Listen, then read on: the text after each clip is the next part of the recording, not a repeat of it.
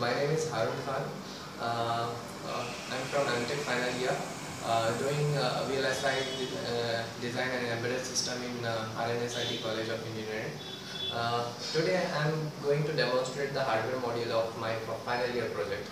Um, the title of which is Design and Implementation of Automated System for Four-Wheeler Vehicle using CAN protocol.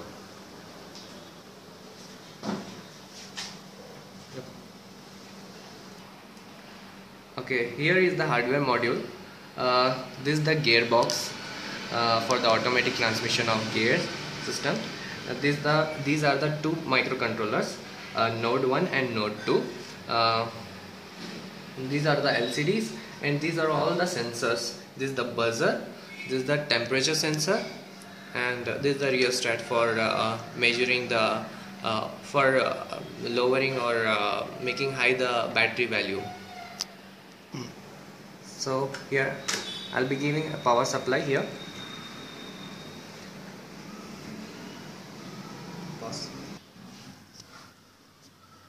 As you can see, this LCD is displaying the temperature value, the battery value. Since the battery is normal, so it is showing battery is okay. So I'll just make the battery low and see what happens. Okay, I'm making the battery low here. As I made this, the LED is glowing, indicating, and the buzzer turns on.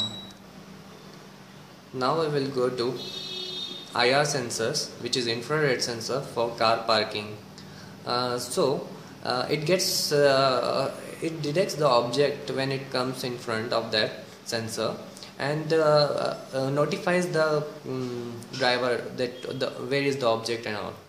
So here, when I placed here, so it detects the object and it shows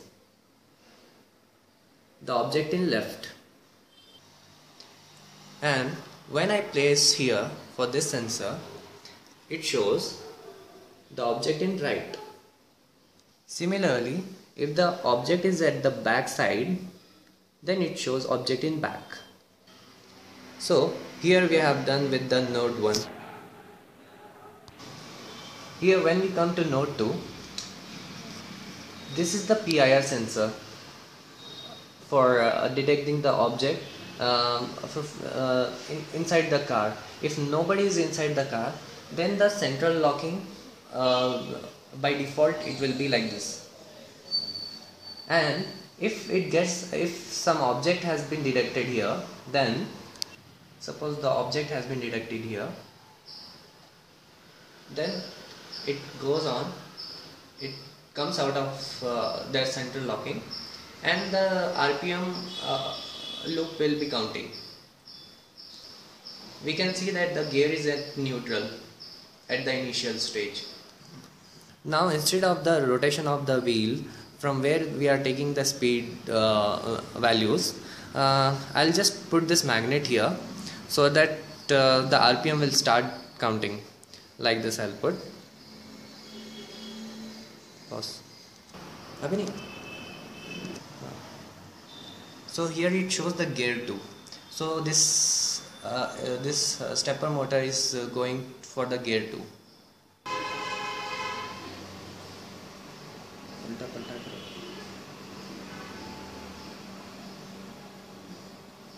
So here the RPM is getting counted.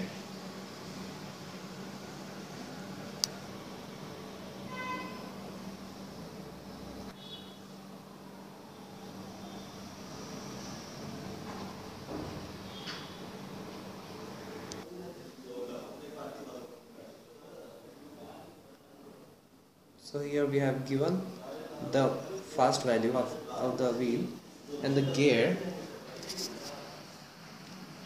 is moving to the 5th gear.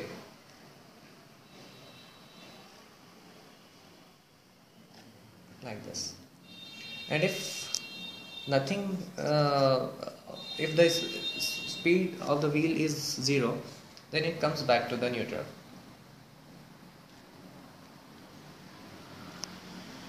And respective it happens for the gear 2 and gear 3. and this completes the node 2.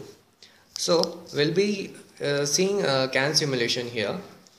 This is the wire to connect to the laptop for the CAN simulation, and we'll be displaying. First we'll be seeing the measurement setup for the module we have designed it. Here is the module. The right side of the boxes like CAN statics, trace all data, diagnostics, that all what we'll be seeing graphically, or like CAN status, the data, how it is transforming. All these things we need to build first in the box. Then we can see the waveforms and the graphics and the statics of the CAN frames and all. And here, like the hardware module is connected, that's why it's showing online. When it is not connected, it shows the offline, which is not online. It's showing in the bold letter. So here is the module we have connected to the CAN bus.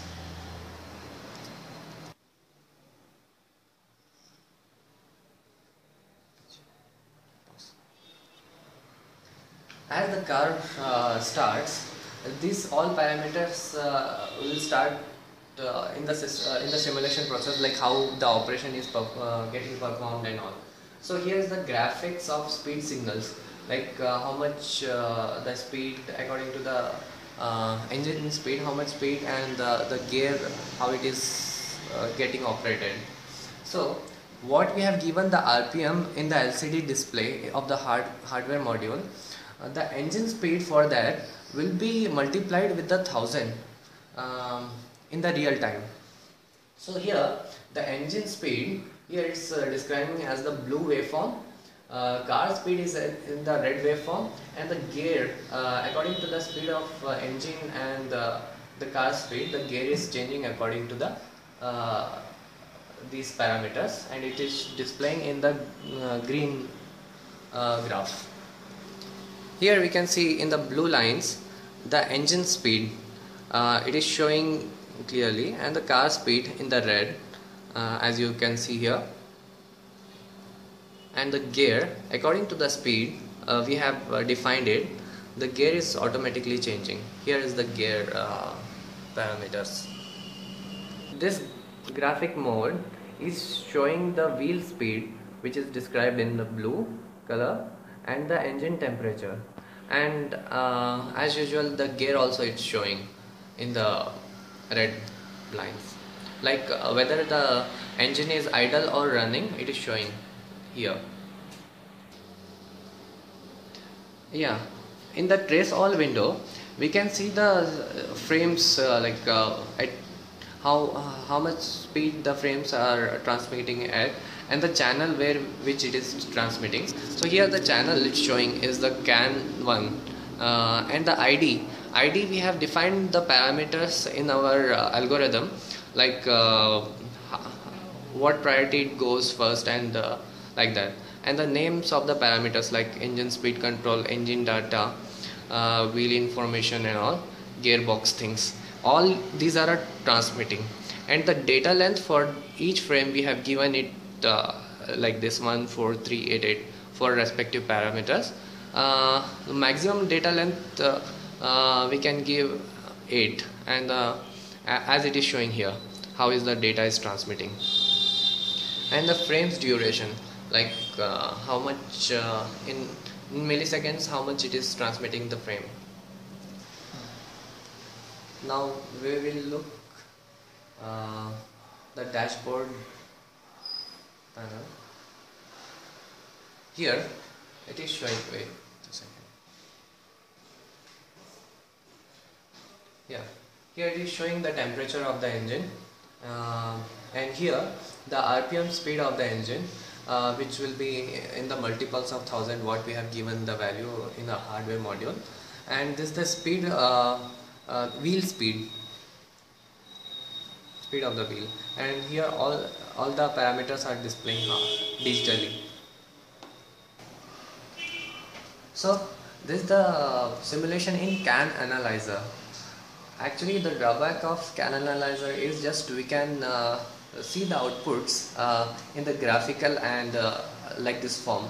But in the CAN OE, we can see in the real time like how the car module will be there and how it is actually working inside and outside. So only this is the drawback, and that can be a future implementation for this project. So today we have demonstrated the hardware module. The simulation I have already shown in the Proteus, and the CAN analyzer simulation we have shown it here. This is the thing, and I can conclude that this is my final year project. And thank you very much for listening to the video.